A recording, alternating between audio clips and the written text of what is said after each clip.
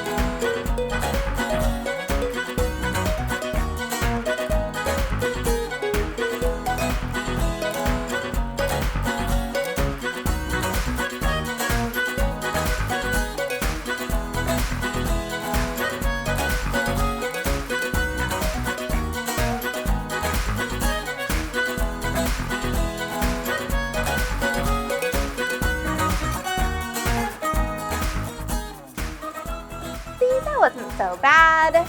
All you need are those silicone molds and a bunch of dehydrated marshmallows that you can get on the internet.